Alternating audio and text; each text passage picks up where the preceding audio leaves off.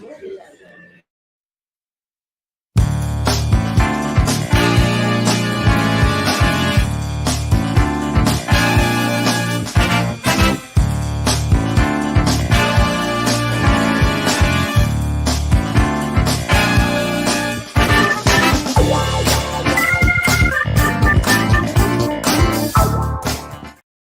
good morning. This is Adolph Mongo. Welcome to Detroit in Black and White. We're live from McShane's of Michigan and Trumbull. Joining me this morning is Allan Lengel, Deadline Detroit, Washington Post, and the Eagle American. Good morning. Good morning, Detroit. Vanessa Mongo, she's out gallivanting somewhere. She'll be back next week, and let's get right down to it. What's your outrage of the week, Allan? Well, there's a lot, but we'll spread that out. We'll talk about the war later on in the show. We're going to have a guest, Michael Pappas from Jerusalem. Okay. He's a Detroiter, Michigan State graduate who's there for a little bit. Okay. But here it is in Washington. We've got a war we're dealing with right now. We're actually dealing with two wars. We've got Ukraine, and now we've got the Israel-Hamas thing going on. And here it is. Our speakers, we can't get a speaker of the House because the Republicans can't get their shit together. They look like clowns. And guess what? And then we have like Tommy Tuberville or whatever, who's like trying to block the appointments of military people. And guess what? And just to make a comparison, in Israel, the Arab world watched as Israel was imploding. Netanyahu was trying to screw up the whole judiciary, trying to take away democracy there. And he got pumped out. Listen, you know what? Listen, I think he wanted a war, but he didn't expect the surprise attack. And when not only did they kill some military folks, but they killed civilians. Babies, old people, young folks. They attacked a concert. Folks was enjoying themselves, probably was drinking and smoking and doing everything, and they got caught by surprise. I'm telling you, it's unacceptable. But did you think the Arab world is going to rush to condemn this? No. Yeah, but we're also, the point we're here in the U.S. is that do you not think the rest of the world is watching the chaos here in the U.S., that they can't get it together to even have a Speaker of the House so they can proceed and govern? It seems like the Republicans don't care about governing. They just want power. And it's like, who's in power? It's like, pick somebody. If not, let the Democrats. I was asked a couple of weeks ago on one of the local TV shows, who's going to be the next speaker? I said Lucifer. So whoever they get is like the devil himself. Right. Jim Jordan. Now back home, we look at our congressman out of the 13th district, Sri Canada. He's a piece of garbage. He ain't shit. I'm gonna just tell you, he untied himself to some socialist group, and then now he's backing down, saying, "Oh, I didn't know they were pro-Hamas and all this other thing." You did. You know what you've been doing. And when the Prime Minister of India came here, Modi, who is a terrorist who's been killing Muslims in India, Sri was right with him. Right. You know what? He was buddy. Even Rashida Tlaib, who can be a really radical person, she said she didn't want to have anything to do with him. But Sri, he's been playing footsies. He doesn't do anything. He got a group of employees who a big turnover. And he got himself in some hot water. Now, as for Tlaib, who I can't stand, you know what? But I can't get mad at her for supporting the Palestinians. That's who she is. Absolutely. You know what? Palestine. Look, you don't have to be, whether you're American or whatever, you don't have to be pro-Israel. You can be pro-Palestinian. I have cousins in Israel. I'm very pro-Israel, but I'm also pro-Palestinian. I want a two-state solution. I'm not pro-Hamas, and particularly after what they did is like shooting babies in bassinets, shooting families, raping people. This isn't about Islam. You know, you talk about Islam, you know, in the Islam belief, they have, you know, you have meat halal, you have halal meat, you kill animals so that they don't suffer. They took a page out of Nazi Germany when they start killing babies and they start killing women and raping. And the Nazis took a page out of the folks down south when they was lynching black folks and cutting their fingers off and raping women and blowing up churches and doing everything. So you know what? We have felt the pain. You know, when talking to my grandfather, my mother's father, he talked about how they used to send out postcards that white Southerners that showing lynching, people being burned. So I'm not surprised that you got folks showing, and now we got videos of folks. I mean, what they wearing body cam. And they showing how they just pulling people out of their houses and slitting their throats. Look, during World War II in Poland, the Nazis would invite the local villagers to come as they mass executed the Jews, and they watched. And some of the German soldiers would like videotape it and send it back to their family, and they'd be standing around laughing. It's like the inhumanity. It's like I always say, it's so amazing that we have progressed so much technologically in this world, but human beings have not progressed at all. They're still barbaric. There's nothing changed. I mean, from the caveman, look at the technology we have, iPhones and computers and amazing technology, but the human being has not changed in all this time. Well, you got a lot of folks that really, celebrating, but we can take it to a local level. How many young kids are getting shot up over silly stuff?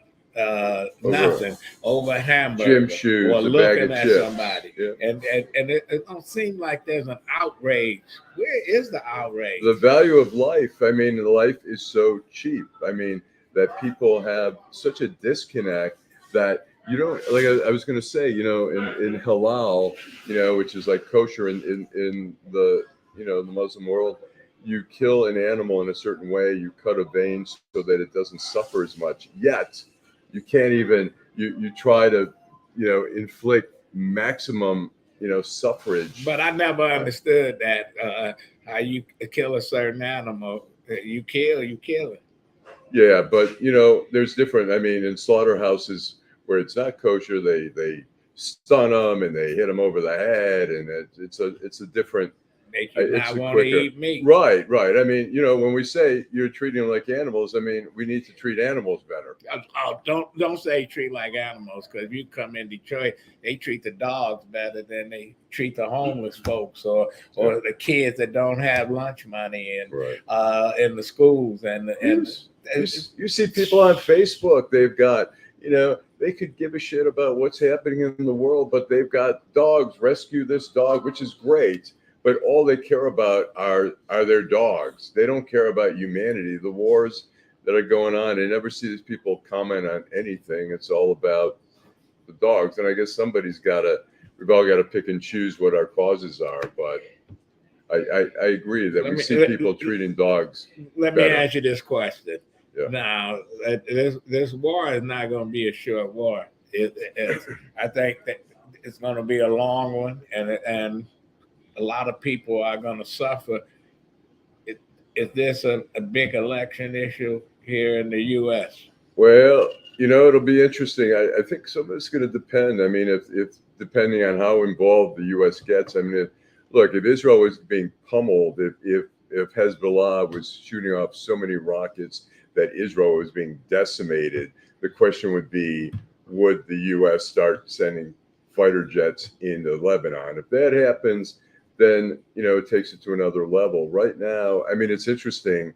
The conservative Jews, who are all about just, you know, one issue. Some people are just one issue about Israel. They've always thought the Republicans have been better about it. But I think I've heard a lot of really conservative Jews go, oh my gosh, Biden's been amazing. We've loved it. And meanwhile, Trump is trashing Israel and his former you buddy. mean the guy that's in your head? Yeah. He's trashing Israel. He's trashing Netanyahu, where they were buddies at one time. And he's praising Hezbollah as being smart. And people are pissed about that. And that's by time now, if anybody that's a Jew vote for Trump, they deserve to get what they get. I agree. Time, I tell Jews and blacks, man, if you're voting for Trump, well, you got them. They do vote for Trump. Yeah. You know, you can just look at the lay of the land here in Michigan. Now, the bottom line is that Biden beats Trump in one-on-one, but loses to Nikki Haley and what's his name? Ron DeSantis.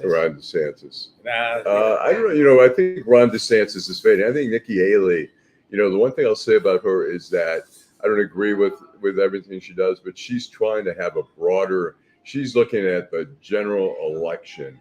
And if she gets the general election, she'll be a formidable opponent. She is trying to be reasonable. DeSantis he's not a likable guy. He's very, very rigid. I mean, he's got that whole issue over the black, education and stuff like that. I mean, which is just totally racist.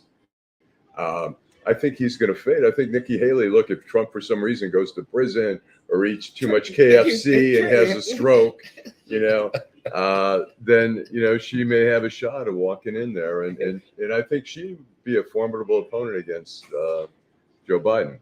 But you know what? I'm scared of her too. Yeah. I mean, look, she still supports Trump. They're all afraid. I mean, the only person in that whole panel who stands up to Trump truly, Pence will kind of stand up to him and then kind of, cower, is Chris Christie. But he's, But I haven't heard anything from elected officials out of Michigan except for Tlaib and Shreve. Where's Stabenow and Gary Peters and Whitman? You haven't heard? Have you heard anything about the war? Yeah. Well, some people were mad at Whitmer because Whitmer's like, oh, we hope we can, this will come to an end, and and she did not call out.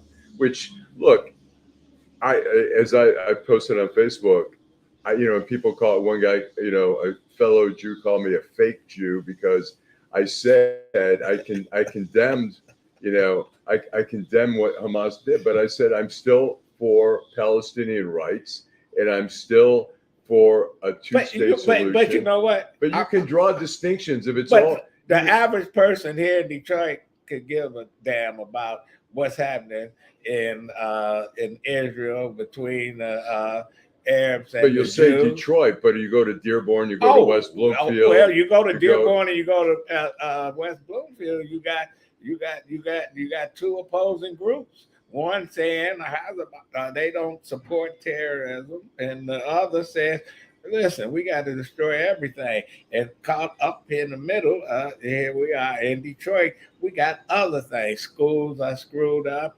No jobs. Transportation is ugly.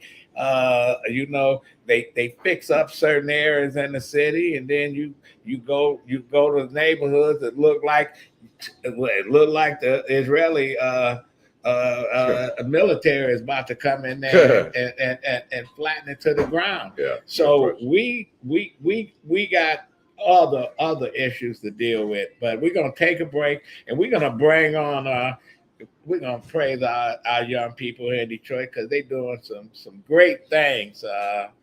And let's take a break and we'll come back and talk about it. I'm Wayne County Treasurer Eric Sabri. We are living through unprecedented times. As a result, the Michigan Homeowner Assistance Fund was created. This fund, administered by the state of Michigan, is designed to help homeowners cope with pandemic-related hardships, such as delinquent property taxes. Residents may apply for up to $25,000 to help cover 2019, 2020, and 2021 tax years. Previous year's taxes must be paid in full or in a payment agreement with the Treasurer's Office.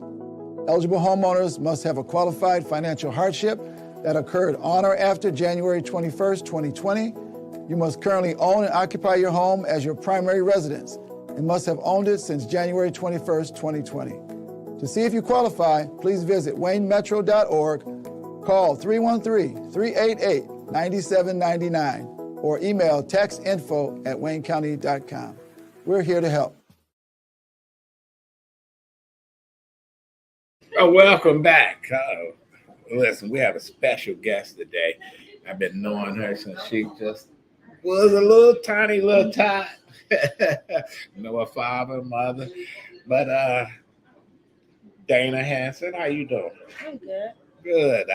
I didn't know that you were a talented artist. Yeah. I've been doing art since I can probably remember. Speak up a little. I've been doing art since I can probably remember. I've always liked drawing. It was always fun or calming. It just always seemed fun, interesting. Where you go to school at? Detroit School of Arts. Okay, so tell us where. I know some people go there, but tell the people where that is and what kind of what are they doing? It's downtown. It's on Selden, and it's a school that is combining multiple different art forms. We have radio, we have visual arts, band, literary arts, dance, and I think that's it. And do you get to select the type of classes that you want, your area of interest? How does that work? You select the major you want, and then that's how you get your not core classes, but extracurricular classes are based off of your major. Okay. Cool. You know what? We got a video of some of her work. All right. Dana wanted to bring it all in. I said, you know what? That's another time. But all right, we're going to play this. Yes, this is good. And tell us about some of this. I'm not sure. We might be muted here. The first ones that are on here are digital. And a few of them were assignments I had used for projects last school year. And other of them were just for fun, anything to occupy myself. Other ones, some of them are fairly new, and then other ones are somewhat not old, but more like when I was in the 10th grade. Okay. Did you know your father?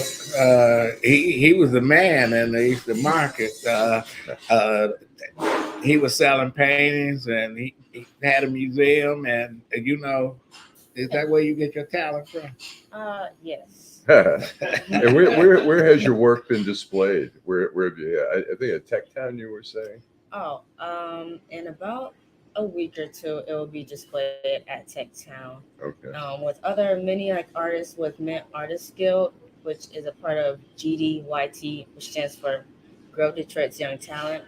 It was a summer job, and we got to have a lot of opportunities to make arts for different companies and to learn new skills. Oh, good.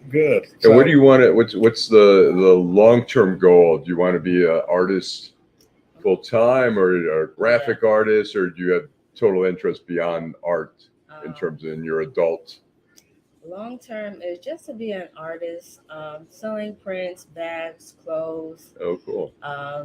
Just making art all the time. And have you done any of that with print bags and anything like that? I plan to do it. Well, no, actually I have for my family reunion. That was just this past summer. Oh, cool. I designed the tote bag, and I also designed 2 shirt designs for my dad's Chiari wall. Okay. After high school, you were 11th grade. Yes. Okay. What you think you want to do? Move away, stay here, go to school? I want to go to art college out of state. Okay. What places are you looking at? I still need to do some more digging, but I was looking at SCAD and Parsons. Oh, that's out in California, New York. Parsons is in California. Okay. SCAD is in Georgia. Okay. Oh, wow. So you don't want to stay here at the School of Creative Studies? I still want to apply. I want to apply as many colleges as possible, just so I can have a variety and see what each college has to offer. Who's your inspiration when you think of art? Is there an artist where you say, "Wow, they blow me away. I love their stuff"? I feel like it's like the people that surround me, especially at school, a lot of them are really great artists. And so it also inspires me when I talk to them and we come up with ideas, or just being around people who make art too. They inspire me. What teacher has helped you the most about your school career? As of this school year, Yes. As of right now, Miss Hall. Okay, that's your. She's my sculpture and figure drawing teacher. Okay. And does it must be a cool environment to be in with so many creative people. Is that do you love school, or is that being too strong a word? Yeah, too strong. I hated school. Yeah, I did too. Okay. Okay. I like the art. What don't you like? You have all the other curriculum. Yeah, I have all the other core classes, but I like the art classes. Okay. So if you could do that full time, it'd be great. It'd be better. And is there a point in your senior year where maybe that gets more? Yes. So since I'll be finishing up the school, well, my high school career, I'll have more time to do other things since some classes I'm not required to take anymore. So I will be able to have multiple art classes throughout the year, like more than I have now. Okay. Okay. Good. Excellent. You're on point to graduate when? I graduate in 2025. 2025. And can people buy your art right now? Is it up for sale anywhere, or people want to get in early before it becomes too expensive? Right. Not right now. Not right now. I plan to try to do it soon. Okay. Listen, Dana, thank you very much. We got to have you back on. Well, I hope to see your stuff in the DIA at some point. Hopefully. Do you go to the DIA? Yeah, I like the DIA. Yeah. And is there a certain area, exhibit, or anything that really inspires you when you? I kind of just like looking at like everything. Like the large mural that's like the men working. The Diego Rivera. Yes, I always like looking at that. That's beautiful. Do you know the history behind that? I remember learning about it, but I don't fully remember. In these days, when you know all the little history, you really gonna get into it. I took art history when I was in college because I liked the history. I wasn't an artist, but I like going into museums and looking at and you got to have some talent and when the public schools, not only in Detroit, got rid of a lot of these art programs. Some of our kids, they lose out. I'm glad to see that you in a program that you doing well. Okay. Any other questions, Allan? I think that's it. So you say a Tech Town. Now, Tech Town is on Borough Street down in the New Center area. So you'll have your art on display. Yes. And how long will that be on display for? I'm not totally sure, but it's probably going to be multiple days. Okay. But yeah. I want to thank your parents, Kevin and Carol Hansen. Thank you, and thank you, Dana. We're going to take a quick break. All right. Okay, thank you. I'm Wayne County Treasurer Eric Sabri. We are living through unprecedented times. As a result, the Michigan Homeowner Assistance Fund was created. This fund, administered by the state of Michigan, is designed to help homeowners cope with pandemic-related hardships, such as delinquent property taxes. Residents may apply for up to $25,000 to help cover 2019, 2020, and 2021 tax years. Previous year's taxes must be paid in full or in a payment agreement with the Treasurer's office. Eligible homeowners must have a qualified financial hardship that occurred on or after January 21st, 2020. You must currently own and occupy your home as your primary residence and must have owned it since January 21st, 2020. To see if you qualify, please visit waynemetro.org, call 313-388-9799, or email taxinfo@waynecounty.com. We're here to help. Well, welcome back. It's not all doom and gloom here in on Detroit in black and white. You know, we talk about the hard stuff, but you know, Dana, got to have young people like Dana, the inspiration, man. I'm telling you. Now we continue our salute to our young folks in Detroit. We got Demarius Summers. Did I pronounce it right? Yes.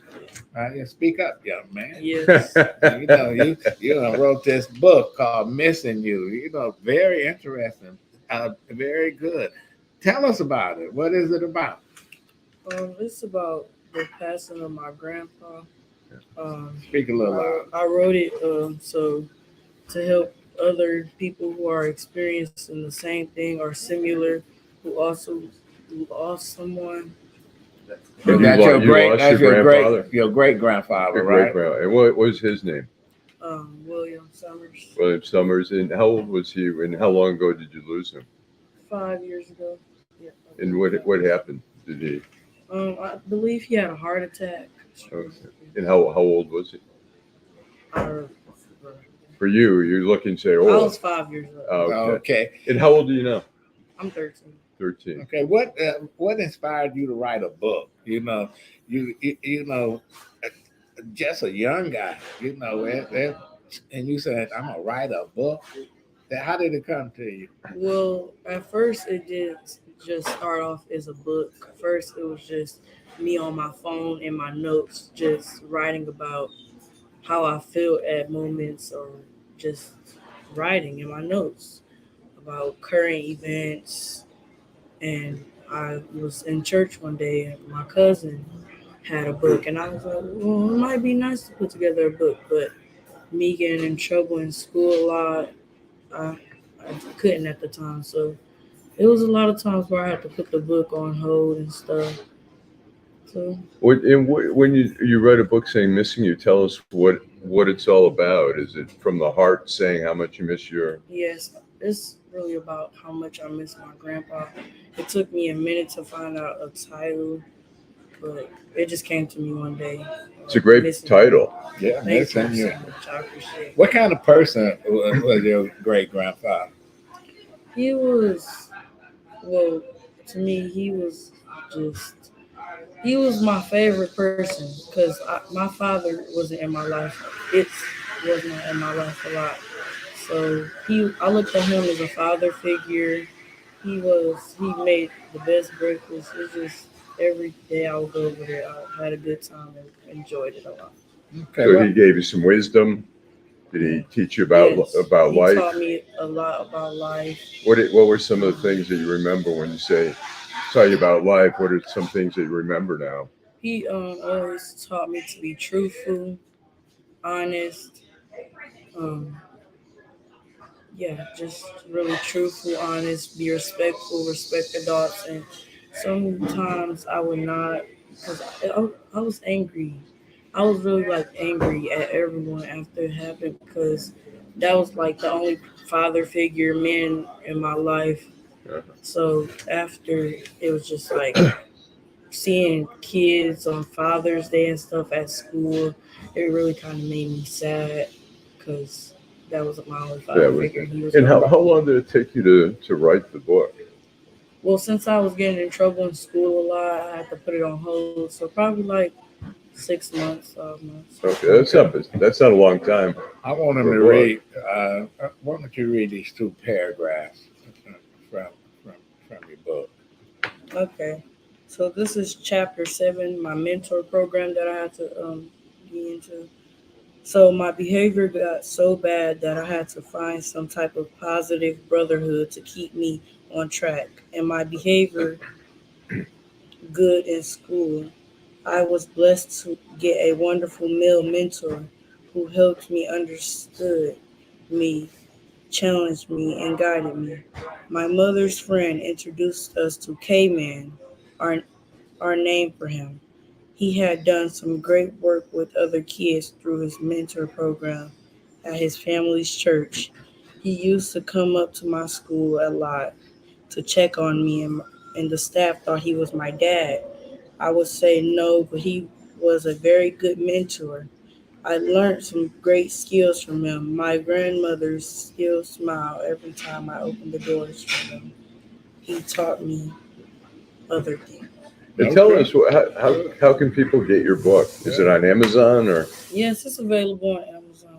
Okay, and it's and do you get some reports on sales or anything or?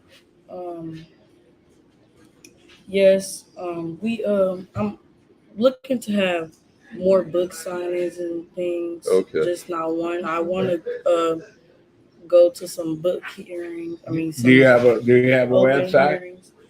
No. Well, you It's need just to. available on Amazon. Well, you need to get a website. Yeah. And you're thinking about doing another book. Yes, I am. Okay. Yes, And it's missing you. And how much is it for? It's Amazon? $15. $15. And have your friends read it? Yes, I have sold it to a lot of friends at school. And what kind of feedback? What do they tell you when they read it? They tell me how it makes them cry sometimes. Oh, really? Think about family members they have lost. They say it's very helpful. I had one friend. Her mom passed away. She said she felt the same way on Mother's Day. She said it hurt her on Mother's Day younger, just when she would see her friends like making cards for their moms and stuff. And she said she didn't have a card to give anyone. So she said she was just making cards on Mother's Day and just putting them up in a box. And I was like, wow, how does that make you feel when you're able to connect with people like that? It kind of makes me proud just to see like I wasn't the only one in the situation experiencing this, because that's how I used to feel when I was younger. Like I was just the only one experiencing something like this. What grade are you at? I'm in 8th grade. Okay. What school? What school? I go to Pace Academy in Southfield. Okay. Well, that's great. It's impressive. You got a book at 13. I'm still trying to get my first book out. But missing you. I'm a little older. Summers, man. You want to say hi to your family? Hello. Is most of my family members know I actually made this. I like editing a lot.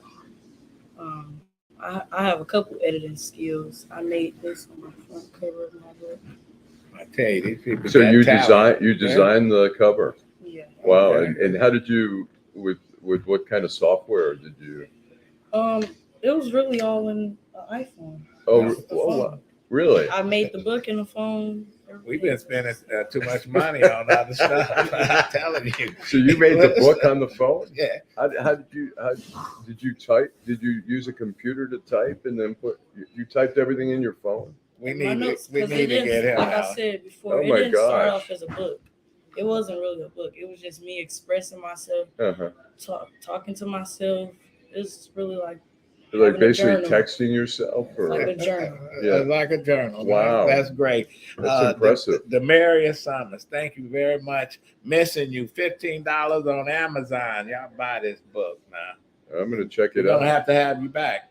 Thank you very much. All right. Let's take a break. I'm Wayne County Treasurer Eric Sabri. We are living through unprecedented times. As a result, the Michigan Homeowner Assistance Fund was created. This fund, administered by the state of Michigan, is designed to help homeowners cope with pandemic-related hardships, such as delinquent property taxes. Residents may apply for up to $25,000 to help cover 2019, 2020, and 2021 tax years. Previous year's taxes must be paid in full or in a payment agreement with the Treasurer's Office. Eligible homeowners must have a qualified financial hardship that occurred on or after January 21st, 2020. You must currently own and occupy your home as your primary residence and must have owned it since January 21st, 2020. To see if you qualify, please visit waynemetro.org, call 313-388-9799, or email textinfo@waynecounty.com. We're here to help. know how it goes. All right. Well, you know what? Don't we have a video? We do. We need James to get a little bit closer in there. Chief. Oh, I see. How you doing? Thanks. Okay. Go ahead. You know, this is a deputy chief. Communications, right? No, community relations. Oh, community relations. Listen, let me get it right. And let me get it right. I don't want your colleagues saying, you know how it goes. Yeah, you know I know how it goes. All right. Yeah. But anyway, we're gonna play a little video first, James. I'm Chief James Harris with the Detroit Fire Department. I want to let you know about your fire escape plan. Every fire escape plan starts with a smoke alarm. When that smoke alarm goes off, you get low and you go. Once you get out, you stay out. Once you stay out, you meet up. Once you meet up, the fire department will be en route. We're on our way. The Detroit Fire Department is always here for you. We're always going to keep you safe. Detroit Fire!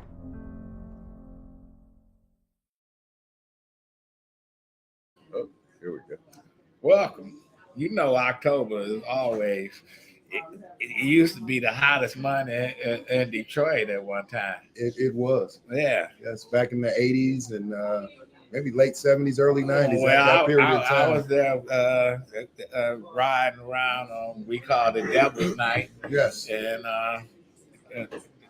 the mayor, where we got, where the mayor at the time, Coleman Young, mobilized thousands of block club members and community organizations, and it evolved into Angels Night. Yes. And now it's Halloween in the Deep. Tell us about Fire Prevention Month. Go ahead. Your title is Chief. Chief. Okay. Correct. He's a chief. All right. Just want to make sure I get it right. All right, no problem. I don't want to shortchange. We're all family. I'm James. I'm Jimmy to you guys. So. Okay, yeah. So what are y'all doing different this year? Fire prevention, we're taking it to the people. I know a lot of times we go on social media and we blast it, or we'll send out flyers, or we'll text it. The National Fire Protection Agency, the theme this year is cooking safety starts with you. It starts at home. And that's a fact. I can take a poll right now of everybody in here. Somebody's made a mistake and left something on too long, walked away, put some tinfoil in the microwave. We've all done something that we shouldn't do. What happens when you put tinfoil in the microwave? First of all, you're going to have to go to Walmart or Target or something and get a new microwave. So, is that right? If you're lucky. I always wonder about that. I did that one time. Yes. Oh, and all of a sudden it's like, boom. Instant. Right. Really? If you're lucky. Wow. Then you could start an electrical fire. You know what I mean? In that outlet. Wow. You could. It happens all the time. So that's a dangerous thing. Electrical fires are extremely dangerous because a lot of times they're inside that wall. Right. And you don't see it. And it's late night and you're smelling something like, I smell something burning. Yeah. Well, I don't see anything. The next thing you know, the house is on fire because it's been in that wall smoldering for hours and hours. And you got insulation in there, wood, plaster. Next thing you know, the house is up in flames. How many people we lose in Detroit because of not having a smoke detector in the house? I don't have that exact number. I can bring it next time I come, but I'll tell you what, you got a 50% better chance of surviving a fire if you have a smoke alarm. And they're $20-$30. But the beauty of it is, if you live in the city of Detroit, we'll come install a smoke alarm for our seniors. You get 2 free smoke alarms per house. The only qualification is you got to live between 5 Points and Kelly Road or the river and 8 Mile. City Detroit resident, that's it. Wow. And for those people listening that aren't Detroit residents, check with your local fire department. They may have the same program. What do you in terms of, we have tinfoil in the microwave, what are some of the other like silly little things that end up being deadly, like leaving candles burning, water, somebody cooking something in the oven? Happens all the time. So I'm gonna start with the candles. So a lot of times candles, smaller children, mom multitasking, don't mix. So mom comes in, she's cleaning the house, she lights that candle, she wants that aroma. She's got 2 little boys, one's 5, one's 7. They're playing football in the house. They know they're not supposed to. The next thing you know, something knocks over the candle. Maybe the football, maybe one of the boys. So as a child, what are you thinking? I started this fire. Mom's gonna get me. Of course. I can't tell mom. Guess what? If we run and hide, she'll never guess who did this. Yeah. Meanwhile, couch is on fire, the pillows on fire, the drapes are on fire. And you see that all the time. All the time. It's the most common fire we have is cooking though. So back to that, your question. You frying some lemon pepper wings. You hungry? You know, Allan got like 20,000 followers on Instagram, so he stops. He's cooking his wings. He stops, looking to see all the likes he's got. He turns around, the flame's up here. It happens all the time. It only takes that amount of time. It takes a split second for you not to pay attention, and that flame is up. And don't do it. I know somebody's gonna say, "Hey, don't you put flour on a grease fire?" No. Don't you put sugar on a grease fire? What do you do? No. What do you First do of all, you turn that heat source off. Yeah. Turn the heat down. Water don't do it. You never put water on a grease fire, ever. It's gonna triple. It's gonna shoot up to the sky. First of all, let us do our job. See, you are the media specialist. I didn't come here with a microphone and a camera and everything. Let us do our job. Everybody that watches Chicago Fire wants to, I could put that fire. Oh man, don't get me to talk about that. No, just turn that heat source off if you can. Chief Bolden? No, I'm not. I'm trying to get there. So look, you turn that heat source off first. If you have a lid or a top, you put that on. But if it's too out of control, 911. Okay. We're coming. The Detroit Fire Department, our response time is phenomenal. We'll be there probably about 4 minutes. So get low, go, get out, stay out. We're coming. I've seen something on Facebook where they advertise it's designed by a firefighter or something.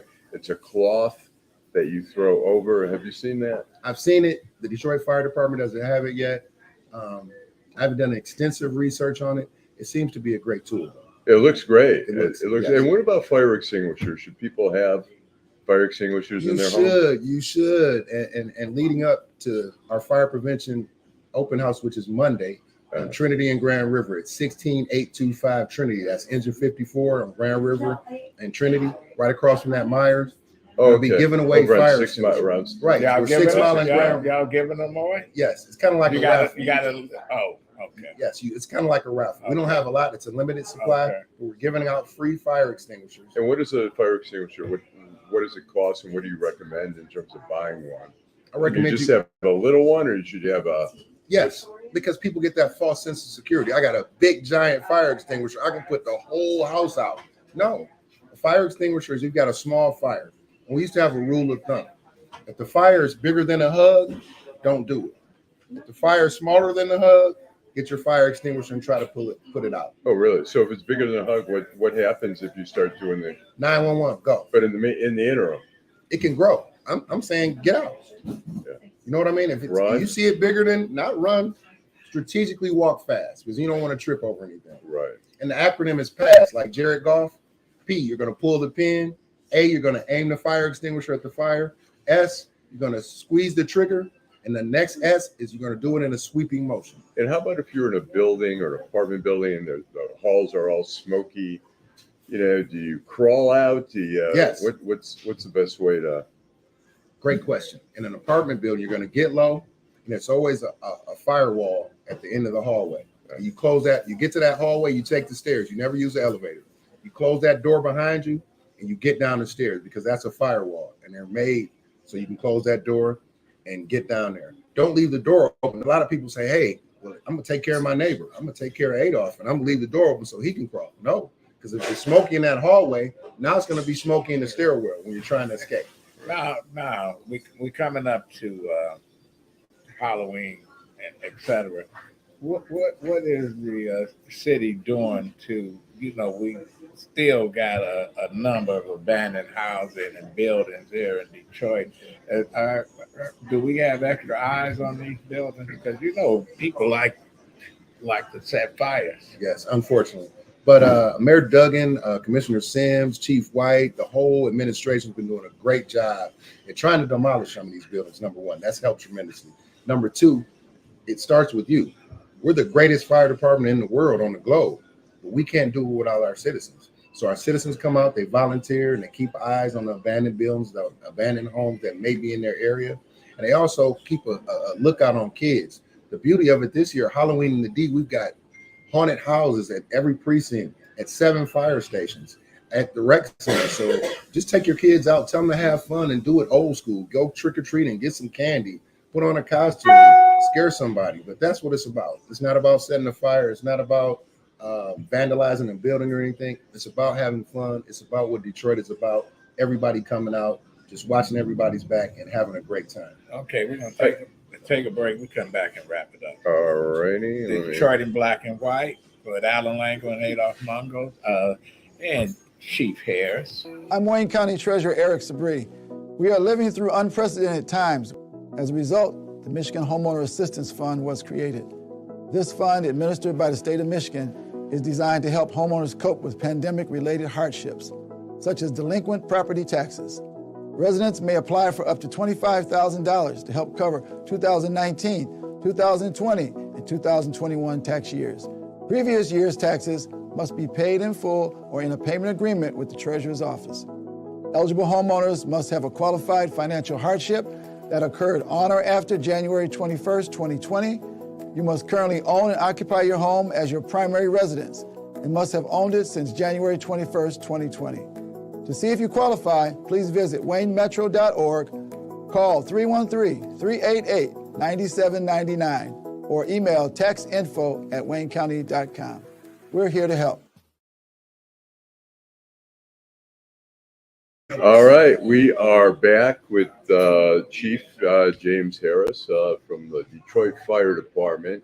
Tell us a little bit. I'm curious about your career. Why the fire department, and how did you rise to where you've gotten? It's funny. I come from a family of law enforcement. Right. So my mom's dad was a police commander. My dad was a police sergeant, and I grew up around them. They were all good people, great guys, but I never wanted to go that way. Right. My late granddad bought me a fire chief's car when I was about 2. Still got it. Oh, really? It's a metal car, had a bell on it. You could ring it. That was my favorite toy forever. Growing up, I would always get fire trucks. I like fire movies. I liked everything about it. I wanted to go to the NFL, but clearly once I got in about the 11th grade, I realized I wasn't going to the league. I was strong, fast, but I wasn't going to. What high school were you at? Benedictine. Yeah. Right on Southfield, not a drive. And what'd you play? What position? Yeah, I played football. I played fullback. Fullback. But my buddy, Derek Alexander, shout out to DA, he went to the league. He went to Michigan. He played for Kansas City. He played for Cleveland. He was a beast. You know what I mean? Yeah, and I used to block for him, and I used to be like, oh, yeah, he's special. I'm not special. Maybe I need to go a different route. Right. So leading up to that, I had a couple jobs, substitute teacher, worked for Allstate Insurance. In the back of the Michigan Chronicle, they were hiring. I'm like, man, I'm signing up. So 1997, I stopped working. I started living my dream. Like I said, when I was 2 years old, I had a fire chief's car. So in 2017, I got promoted to lieutenant community relations. And 2021, I got promoted to chief. But leading up to that, I did everything. I was probably on one of the busiest rescue squads in the world at Squad 5 on Dexter and Ewald Circle. Did you know Derek Siegel? Yes, briefly. I want to say he was on his way out when I came. He was retired. Yes. Yeah, my cousin. Yes. Small world. And his father was one of the first African-American firemen in Detroit. Wow. Yeah. Wow. Back in the 50s. Yeah. You know?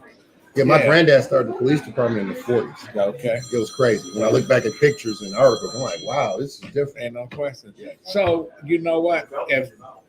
If somebody wants to participate in a fire extinguisher giveaway, how do they find out about it? Go on Instagram at Detroit Fire Department. It's abbreviated DEPT. Go on Facebook, City of Detroit Fire Department. You can go on the City of Detroit's website, detroitmi.gov. But show up 4:00 Monday, October the 16th. At Engine 54, that's 16825 Trinity, right at Grand River. You can't miss it. We're going to do fire extinguisher training, hands-only CPR training. We're going to teach you a fire escape plan. We're going to have our mobile fire safety house. It's going to be good dynamic. Stuff. Yes. If people can't make it and they're so interested in an extinguisher, where do you get one, and how much should you pay for one? So an extinguisher, roughly, I'm thinking maybe $40 to $50. Oh, yeah. And I'll go on Amazon. I go to Walmart, Target, even the local hardware. And are we talking? Are there little ones? There are small ones, because you got to understand, fire extinguishers are for everybody. So you might have somebody that's not that strong. You don't want to get them a big one that they can't carry it, can't be mobile with it. But the little ones are effective. The little ones are effective. They are. Okay. Technology's come a long way. So yes, the little ones are very effective. Okay, thank you, Chief Harris. Let's play that video again. All righty, let me thank you very much. Thank you. I'm Chief James Harris with the Detroit Fire Department. I want to let you know about your fire escape plan. Every fire escape plan starts with a smoke alarm. When that smoke alarm goes off, you get low when you go.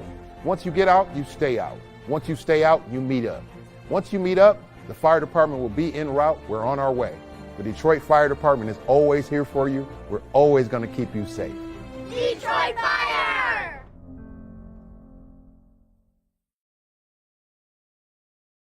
That's Okay, fun. It's gonna be fun. We are back. We will do that. Okay, James, thanks so much. Say hello to your dad, man. Am I too old to be a fireman? No. My body says no. We'll put the gear on. You got the mask on. Nobody even recognize. I want to go cook there one day. Oh, come on! You already know. Make some matzo ball soup. Man, we would love it. This is that season for it too. Exactly. I'll just bring a basket of donuts. So you can't lose. Okay. You can't lose with that. Thank you. All right. Chief James Harris. I appreciate you. Have a good weekend. Thank you. Good seeing you. Good seeing you. Well, it's been a good show, Lengel. Yep. We got it. Man. Sometimes we got to do some light stuff. Yep. But our next guest, we going live to Jerusalem, right? Right. We're hoping at 11 o'clock we're going to have Michael Pappas, who I went to Michigan State with. He grew up in Hazel Park. He lives in Oregon. He married just recently. He got divorced after being married 32 years.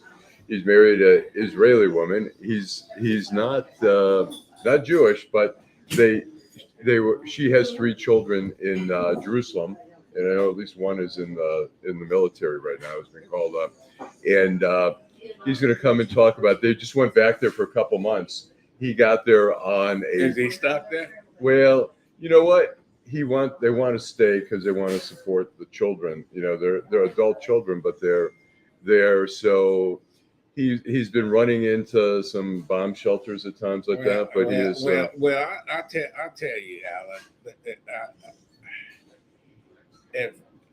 If they're gonna do what I think they're gonna do in Israel, go into the Gaza Strip, man, this shit gonna get ugly, man. There's no question. It's gonna be thousands of dead folks, man. Women, children, old people, soldiers, you name it. And the ones that started this shit, they like a roach. Well, they're gonna be. They've got their underground tunnel. Of course. Underground tunnel. The saddest part is that the head of Hamas doesn't even live in the Gaza Strip. He lives in Qatar. Yeah. He lives in a luxurious. He's got everything he needs. He's watching. He's commanding from Qatar. He's not even there. He's not paying the consequences personally for what's going on, and which is really shameful. And the whole mission is not. I've said this. I'm for Palestinian rights. I want there to be peace there. You can't say that in some circles. Well, I know there's some Jewish people who get mad that I say that, but I'm not for Hamas. What they did was horrific. It was so upsetting. I've got cousins there. I've got one of my cousins, her husband, got called up to duties in the Golan Heights. They've got others, in different. She's got a son and a daughter who have reported to duty. But I look at this, and this is what happened. Like in the Ukraine, the Ukrainian army, they broke open the myth that the Russian army was one of the greatest fighting forces on the planet, and they've been kicking their ass. Now Hamas just said, well, the Israelis supposed to have the best security in all the world. You can fly on their planes. You can go. You know what? Listen, they've humiliated them. There ain't no question. They've shown a lot. And we have one of the videos. We have a few videos Why here, don't you play? but here's one where we see the very beginning of what's going on. Allahu Akbar! Allahu Akbar! أيوة روح يا شباب! هجموا! نزل! الله. Which is just, I mean, you know, and what we're seeing also, we're seeing reports now, you know, Netanyahu is denying it, but I don't believe him. The Egyptian government supposedly told him something big is happening. They didn't know what. They said something big is happening in the Gaza. And Netanyahu probably, this is my, I'm totally speculating here. He probably went to Shin Bet, the Mossad, and said, hey, they said, and they said, nah, we haven't heard anything. But the night before, I think it was the New York Times was reporting the night before Shin Bet, which is one of their security forces, was saying, we feel like something might be going on, but we don't know what. And they said, should we put the country on a higher alert? And they decided, no, it was Friday night. They said, let's deal with it tomorrow morning. And then we saw what we saw. Well, he's a fucking idiot, man. Listen, you know, one, he wanted to just eliminate the Supreme Court, basically, because you know he's under fire, just like his blood brother here in the U.S., Donald Trump. Two, he has put a lot of crazies in the government, man. That's Trump. And you know, I was talking to a friend who's Orthodox, and you know, our buddy Billy, and he says, well, the Supreme Court they don't want them to make law. Well, let me tell you something. Here in the U.S., we have, you know, Roe versus Wade. The Supreme Court made law by declaring it legal. Then they made law by declaring it illegal. And then, you know, the state should happen. So courts do make law by their decision. So and that's all they're doing there is a checks and balances. Netanyahu was trying to take away from that. And so anyways, we have our guest here. We're going to bring him on live from Jerusalem. Michael Pappas, can you hear us? Yes, I'm here. Oh, yeah, thanks, man. So, Michael, I gave a little intro there. You're from Hazel Park originally, went to Michigan State. You're living in Oregon. Your wife is Israeli. She went back there for a little bit. So you were supposed to be there for 2 months. You got there on a Thursday, and then Saturday, all craziness. What were you thinking when first you seemed very happy? I saw your Facebook postings. You looked very happy being back. And then suddenly Saturday was insanity. What was going on Saturday? What were you thinking? Well, you know, I was very jet lagged, and Saturday morning, I'm just totally knocked out. I've got terrible jet lag. I'm sleeping very soundly, and I hear my stepson speaking something, and then I hear the wind blowing outside. It's very windy. And then as I come awake, I realize it's air raid sirens going off. And so our bedroom also serves as the bomb shelter for our apartment. And so my stepson came in, and we had to roll there are steel plates that cover the bedroom window, and you have to pull them. They're heavy steel plates, and we rolled them to cover the window, and we closed the heavy steel door, and then we could hear, I suppose we could hear the Iron Dome above us intercepting the rockets. What that Adolph Mongo here? Nice to meet you. Nice to meet you. What part of Israel do you live in? We're in Jerusalem. We're, I guess you would say we're mostly east of downtown West Jerusalem. We can walk to downtown Jerusalem from here, maybe 25 minutes or so. So you in a city that you got to be on high alert. Well, for a few days, we were feeling very uncertain. There were about, I think there were about 6 rocket attacks that morning. And then I think the next day there were 2. And maybe it was 2 days later. But, since then it's been quiet. But, and what are people thinking? What are people thinking right now? I mean, it looks like Israel's going to start the ground incursion there. Are people worried about, or are they feeling a little bit more comfortable with whatever happens? Well, I don't have a lot of friends here. I have my stepsons, my wife.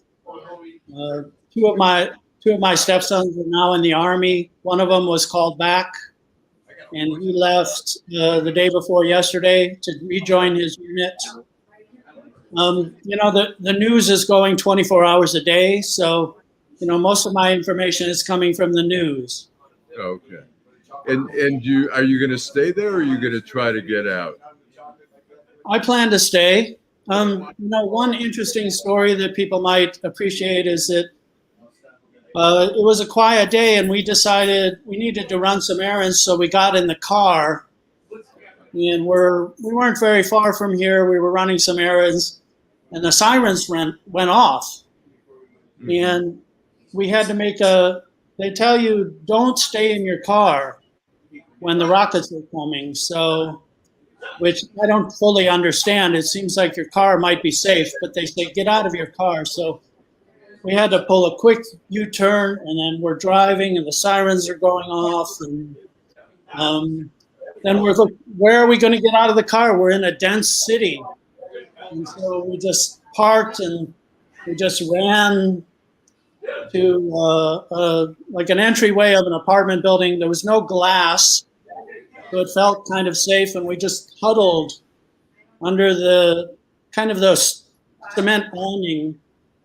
And then we could, there was nothing between us and the rockets, so we could hear them very clearly overhead. I think they were being intercepted by Iron Dome. Do you think now that everybody in Israel need to be supplied with a weapon and bulletproof vests? That's what that's what they're saying. That's a hell of a way to live, man. Sounds like Texas. Yeah. But at least you know what you're dealing with in Israel. In Texas, you don't know who you're dealing with. Well, I suppose if it was possible for me to go out and buy a gun, I might do it right now. But it's not possible. Yeah, you were just here in Detroit. No gun stores. There were no gun stores here. You were in Detroit about a week and a half ago. We were going around and hanging out in Easter Market, getting a beer, all that kind of stuff. Does it seem kind of surreal to suddenly be there? Or does it seem kind of you feel like that's where you belong at this very moment? Yes. I belong here. Yeah. I dearly love my stepsons. I've known them for almost 5 years now. I dearly love them. When we met, they weren't children, so they're grown men. But I do feel fatherly towards them, and I feel like my wife and I need to be here. Right. When they come home. One came home yesterday. He's a doctor in the IDF, the Army, and he had 6 hours free to come home. We made him a huge breakfast. I made him hash browns. My sons know me. I'm famous for my hash browns. And I made him a huge breakfast, and he got a shower and a nap, and then he strapped on his gun and put on his uniform, and he went back to his base. And for me, that feels important for me to be here be there. Sure. To provide that home and hearth, as it were. And my wife is primary in that regard, but I'm her husband, and I feel very fatherly to my sons, two of whom are now in the Army, and we can only try to stay positive and hope that they will be fine. Right. Well, all right, we're gonna wrap up. Thanks so much, Mike. Stay safe. Say hello to the wife. All right, stay safe, and thanks for coming on. Appreciate it. Thank you. I won't hold it that you went to Michigan State and Hazel Park and lived in Oregon. Hazel Tucky. I'm from Hazel Tucky. Thank you, Adolph. Thank you all. Thank you very much. Yeah, thanks, Michael. Appreciate it. Live from Jerusalem. Jerusalem. Yeah, crazy, you crazy can tell stuff. In his voice, man.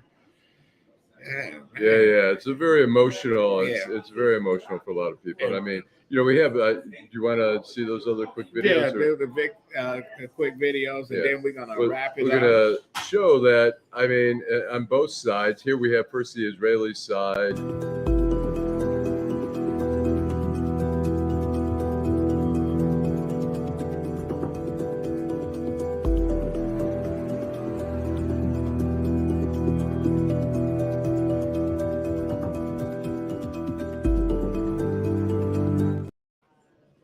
And then we have what's happening also on the other side. It's the youngest who are paying the ultimate price.